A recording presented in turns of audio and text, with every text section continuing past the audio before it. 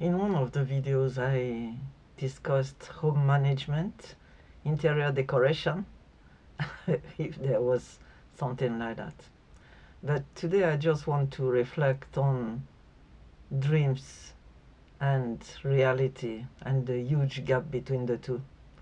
I was raised in a big family, but my mom, that was from Belgium, therefore a northern person, where we lived in southern France.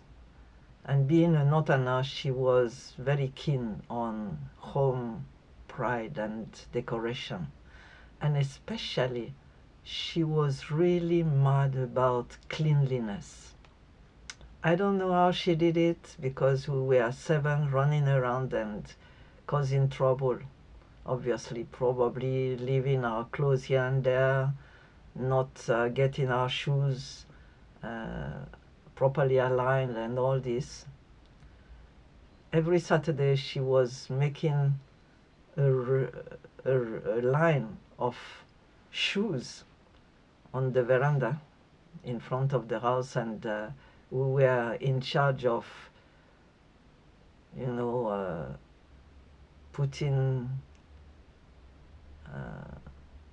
making them shine. Yeah. So polishing the shoes, brushing them energetically, and we spent a lot of time under our supervision to clean the house. So I was used to a house that was not particularly beautiful in a way, but very clean and well ranged. And then I arrived in Nigeria to get my own house, and like I explained in the other video, it was like nothing like I could have even imagined. And especially as time went on and the number of children in the house became bigger and bigger and bigger, so it went from 1 or 2 children outside our own to 18, and sometimes more when there were strikes on campus. And all the leaders from the Christian Union used to shelter in our house until they were able to go back to their ancestral village. So people were just sleeping absolutely anywhere in the lounge, occupying both the lounge and the dining room that was not separated from it, right? So we didn't wonder where they would sleep, where they would sit. Anyone could sleep, sit, eat anywhere they found place, although we were eating together, but not the way people understand it here. Not sitting at a table with everybody confirmed presence before we started, nothing like that. But, you know, I just wanted to have a place that I could call my own. And initially I tried that with the kitchen. In our first bungalow, then the kitchen was still my own, and there was a gas cooker, and I cooked. I tried recipes with unripe pawpaw used as vegetables. I was making jam with peelings of oranges and different recipes and things. But then, as time went on, gas disappeared. Then kerosene disappeared. Then we were on firewood, cooking outside. And then there were so many in the house that I couldn't control it anymore. For example, we used to try and boil water because unboiled water contained some microbes. But one day I discovered that there was a problem with water, and I went to ask one of the leaders of the children, the older one, and I asked her, "What happened? You stopped boiling water?" And she said, "Mama, do you know how many we are? I boil water," and she showed me the biggest pot in the house.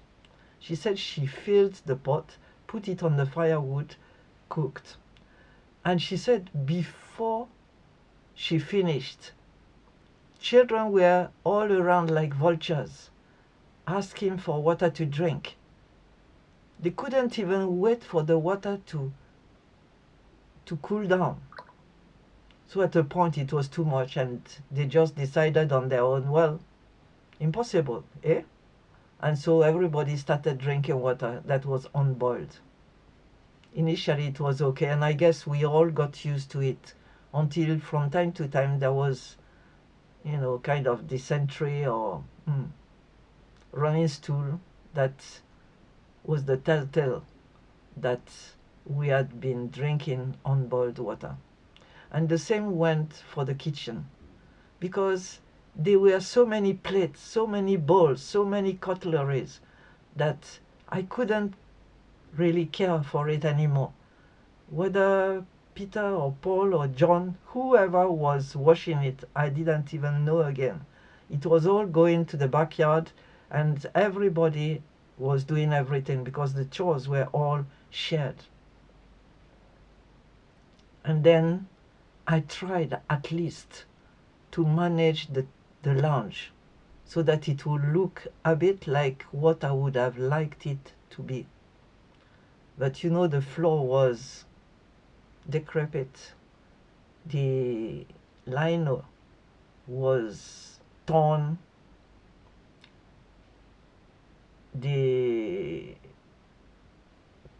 walls paint would have needed a bit of refreshing, but there was nothing like that because the house didn't belong to us and there was no luxury.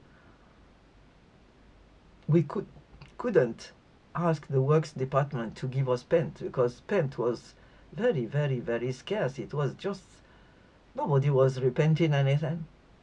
And then our furniture depended on the university scarce resources also from the works department, resources from before the war that was partly dilapidated by the houses during the war. And so the sofa, so-called, had a problem. The wooden part that was supposed to support the cushion was broken. And so for people to sit, we normally put stools under so that if you sit, at least you can sit. One day we forgot that the stool was taken away for something else. And then one of our friends came and she was quite, you know, traditional built, as they call it. And she was tired after walking, and she just let herself boom onto the sofa, with the difference that in fact she fell on the floor. And everybody laughed, and we said, oh, very sorry, very sorry. And we brought the stool to repair it, make it comfy for her. That was the way it is. And so it was. So from time to time I felt so frustrated that I decided to do something. And my husband didn't like it at all. He was feeling uncomfortable and anxious when I started this kind of interior decoration. So I was always doing that while he was at school teaching. So I would just start pushing things from pillar to post, changing the position of every piece of furniture in the lounge. The one that was left I put right, and so on and so forth. And then by the time he returns, it was like, oops, is this still my house? And so he had to adjust to a new set of things, finding his feet again in a strange environment, strange and new. For me, it was like, oh wow, a breath of fresh air, a new place to enjoy as if I had moved. It lasted for a while, and then it was, well, far from perfect. So I had another go. And I continued that for quite probably most of the years I spent in Nigeria. I did that. Each time with a very strong sense of progress, joy, creativity renewed. But deep down, there was something I really desired. That was an integrated kitchen. The like of I had only seen on books. And you know what God did? When we arrived in Britain, we started looking for a house. We found a house ready for renting. And I entered that house to visit. I was not too sure whether it was to be that one or not.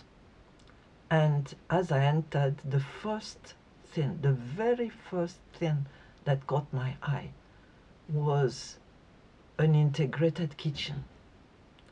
The like I was dreaming of, with wooden parts. Because I don't like formica and things like that. It was like the dream of my dreams.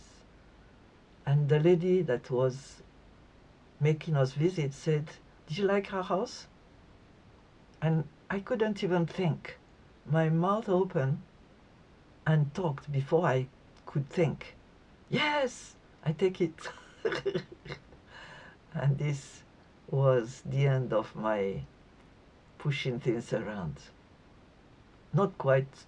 I still did that from time to time in the UK until now I've settled in the perfect interior decoration. So how great it has been.